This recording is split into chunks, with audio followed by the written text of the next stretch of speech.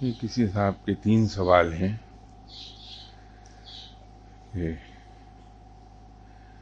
آج کل وطن عزیز میں سیاسی بے چینی ہے، سچ اور جھوٹ میں فرق کرنا مشکل ہو گیا ہے، ساتھ ہی ہر ادارے کو مشکوک بنا دیا گیا ہے۔ ان حالات میں بحیثیت قوم ہماری کیا ذمہ داری ہے؟ حق کی جستجو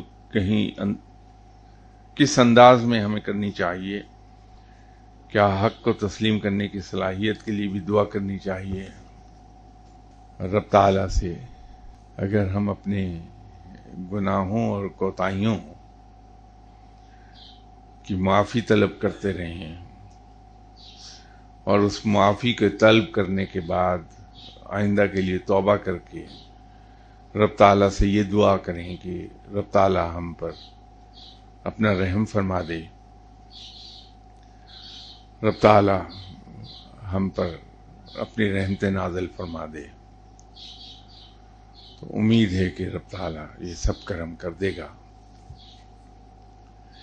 لیکن اس کے ساتھ ساتھ ایک چیز پہ ہمیں نظر رکھنی چاہیے کہ جو شکایات ہمیں دوسروں سے ہیں، ہمارا فلاں حکمران جھوٹ بولتا ہے، ہمارا حکمران ٹیکس نہیں دیتا، ہمارا حکمران یہ کرتا، ہمارا حکمران وہ کرتا، یہ تمام برائیاں، کیا ہم اپنے اندر سے یہ ختم کر چکے؟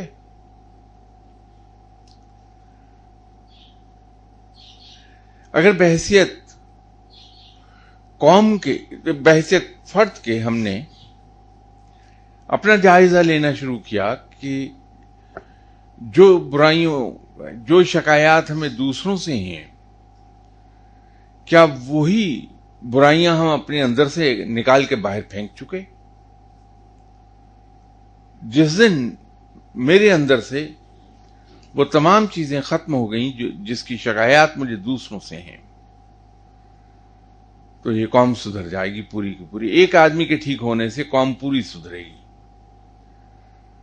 اور پھر جو حکمران آئیں گے ان سے ہمیں یہ شکایات نہیں ہوں گی، کیونکہ حکمران ہم ہی میں سے ہیں، جو کچھ ہم ہیں وہی حکمران ہیں۔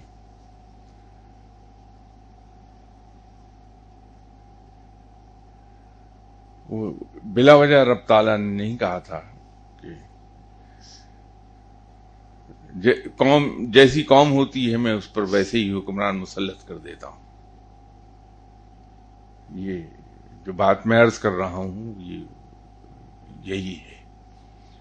کہ دوسرا ان کا سوال یہ ہے کہ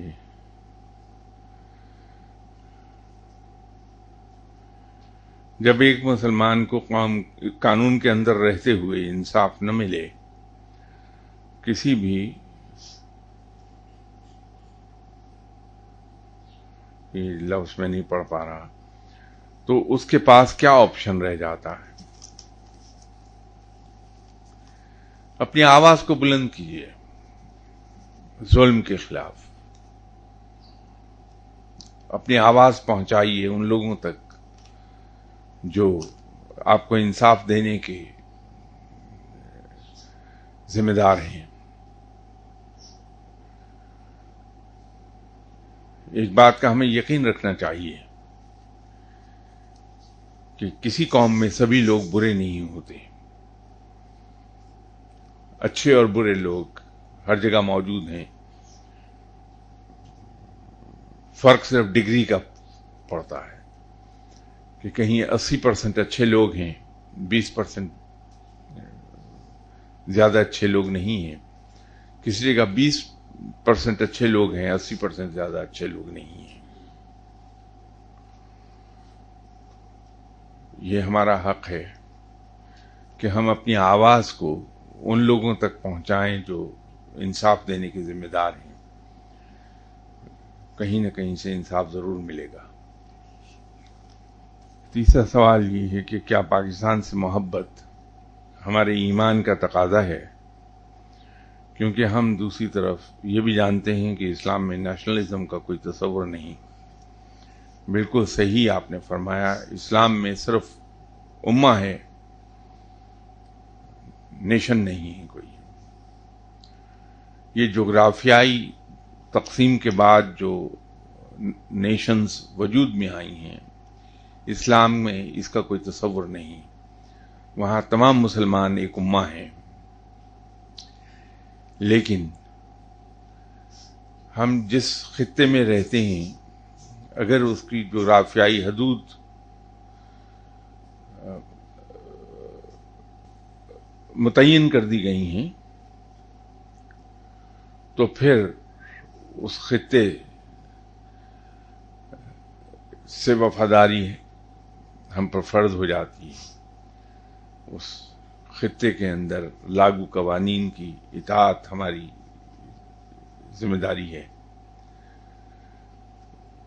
ہم جہاں کہیں بھی رہیں، جو نیشنلٹی ہماری ہو، ہمیں اس ملک کا وفادار رہنا چاہیے۔